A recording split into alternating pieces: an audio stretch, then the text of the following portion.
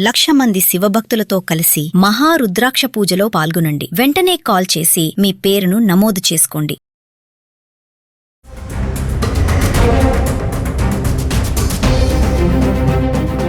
Soan TV ప్రేక్షకులకు నమస్కారం.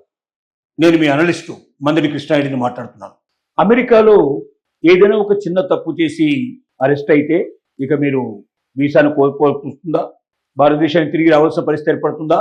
ఈ ప్రశ్నకు అవుననే సమాధానం వస్తుంది.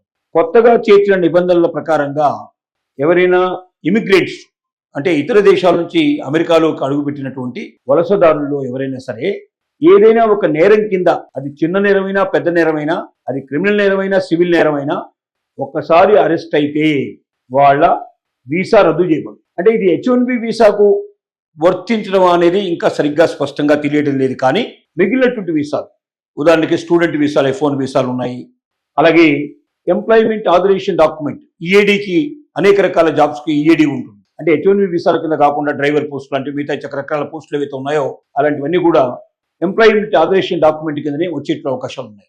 అలాగే ఆప్షనల్ ట్రైనింగ్ ఏదైతే ఉందో, ఈ OPTలు కూడా ఏవైతే ఉన్నాయో, స్టెమ్ OPTలు ఉన్నాయో, వీటన్నిటికీ సంబంధించినటువంటి వీసాలు ఏవైతే ఉన్నాయో, అదర్ దెన్ H1B వీసాలు, మిగిలిన వీసాల్లో చాలా వరకు మ్యాక్సిమంగా ఏ ఒక్క చిన్న పొరపాటు చేసినా అరెస్ట్ అయితే, సపోజ్ మీరు డ్రైవింగ్ లైసెన్సు లేకుండా మీరు డ్రైవ్ చేశారు, లేక ఇన్సూరెన్స్ మీరు మర్చిపోయి వచ్చారు, ఏదైనా యాక్సిడెంట్ జరిగింది, లేదా మిమ్మల్ని ఇన్సూరెన్స్ డాక్యుమెంట్ అడిగినప్పుడు మీరు చూపించలేకపోయినారు, ఇలాంటి వాటిల్లో మీరు అరెస్ట్ అయినా కూడా, ఇంత చిన్న చిన్న విషయాల్లో అరెస్ట్ అయినా కూడా, ఏదైనా ఎక్కడైనా రోడ్డు మీద మీరు బీర్ లాంటిది తాగినా, రూట్ బీర్ లాంటిది తాగినా కూడా, రూట్ బీర్లో మరి ఎక్కువగా మీకు ఆల్కహాల్ ఉండదు, అయినప్పటికీ అలాంటివి తీసుకున్నప్పుడు కూడా మిమ్మల్ని అరెస్ట్ చేసినా కూడా, ఏ చిన్న విషయంలో మీరు అరెస్ట్ అయినా, ఒక్కసారి అరెస్ట్ అనేది మీ జీవితంలో సంభవిస్తే ఇక మీరు ఆ వీసా వదులుకొని అమెరికా నుంచి వెళ్ళి రావాల్సిన పరిస్థితి ఏర్పడుతుంది. అంటే ఎందుకు ఇవన్నీ చేస్తున్నారు అంటే దీనికి ఒకటే కారణం, వీలైనంత వరకు వలసదారుల్ని అమెరికా నుంచి బయటకు పంపించాలి. ఏదో ఒక తప్పుని, ఏదో ఒక నెపాన్ని, ఏదో ఒక కారణాన్ని చూపించాలి. మరి అరెస్ట్ అయినంత మాత్రంలో నేరస్తులు కాదు కదా, క్రిమినల్ లా ప్రకారంగా కాదు. కానీ అక్కడ చెబుతున్న విషయం ఏంటంటే, మీరు ఏదైనా వాంటెడ్గా తప్పు చేయకుండా మీరు ఎందుకు అరెస్ట్ అవుతారు? మీ మీద అనుమానం వచ్చిన పరిస్థితి ఏర్పడ్డా కూడా, అనుమానాస్పద పరిస్థితుల్లో మిమ్మల్ని అరెస్ట్ చేసినా కూడా, అరెస్ట్ అయినట్టుగా ఇన్ఫర్మేషన్ ఉంటే ఆటోమేటిక్గా మీ యొక్క వీసా రద్దవుతుంది, మీరు దేశం నుంచి వెళ్ళిపోవాల్సిన పరిస్థితులు ఏర్పడతాయి. ఇది H1B వీసాకు మాత్రం ఇంతవరకు అది అవుతుందా, చెల్లుబాటు అవుతుందా లేదా, దానికి వర్తిస్తుందా లేదనే విషయం స్పష్టంగా బయటికి రాలేదు. కానీ మిగిలిన కొన్ని విషయాలు మాత్రం F1 వీసా కానీ, లేక మరి OPT మీద స్టెమ్ OPT ఇలాంటివన్నీ కూడా ఏవైతే ఉన్నాయో, మనకు ఎంప్లాయ్మెంట్ ఆథరైజేషన్ డాక్యుమెంట్ EAD సంబంధమైనటువంటి డాక్యుమెంట్స్ ఎక్కడైతే ఉంటాయో, కార్మిక శాఖ లోపల వచ్చేటువంటి ప్రతి ఉద్యోగాలు, మిగతా ఉద్యోగాలన్నీ కూడా దాదాపుగా దీనికి ఎందుకు వస్తాయని చెప్పి అమెరికన్ గవర్నమెంట్ ప్రకటించింది.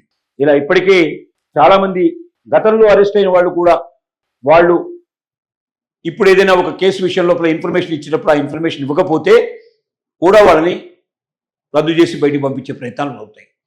కాబట్టి ఎక్కడైనా ఒకవేళ ఏదైనా కేసు కానీ, లేకపోతే ఏదైనా గవర్నమెంట్ దగ్గర అప్లికేషన్ నింపేటప్పుడు మీ గతం లోపల ఏమైనా అరెస్టులు ఉన్నాయా అంటే ఏమైనా ఉన్నాయనే విషయం స్పష్టంగా చెప్పాలి. ఒకటి దాన్ని దాచిపెడితే మాత్రం దాన్ని కూడా నేరంగా పరిగణించి, ఎప్పుడో 10 ఏళ్ల క్రితమో 25 ఏళ్ల క్రితమో మీకు జరిగినటువంటి అరెస్టును కూడా మీరు దాచిపెట్టారు కాబట్టి, ఆ విషయం దాచిపెట్టారు కాబట్టి మీ యొక్క వీసా రద్దు అవుతుందని చెప్పేటువంటి ప్రమాదం ఉంది. ఈ రోజు రోజుకి అమెరికాలో నివసించడం అనేది ఒక సంక్లిష్టమైన పరిస్థితి ఏర్పడుతుంది. ట్రంప్ కంకణం కట్టుకున్నాడు, ఎట్టి పరిస్థితుల్లో వీలైనంత వరకు మ్యాక్సిమం ఎంప్లాయీని అక్కడి నుంచి పంపించాలి, ఎక్సెప్ట్ మేధావులు అనుకున్న వాళ్ళు, హైయెస్ట్ సాలరీస్ పొందగలిగే వాళ్ళు అవుతున్నారో వాళ్ళు తప్ప మిగతా వాళ్ళు ఎవ్వరు కూడా అక్కడ ఉండడానికి వీలు లేదు అనేది అతను పెట్టుకున్నటువంటి ఒక లక్ష్యం. ఆ లక్ష్యం ప్రకారమే కొత్త చట్టాలని తీసుకొచ్చి, కొత్త ఆలోచనలు చేసి అమెరికాలో ఉన్నటువంటి ముఖ్యంగా ఇండియన్స్ని బయటికి పంపించడం, ఇతర దేశాల వాళ్ళని కూడా బయటికి పంపించేయడం, అమెరికన్స్కే ఉద్యోగాలు దొరికేట్టు చేయడం.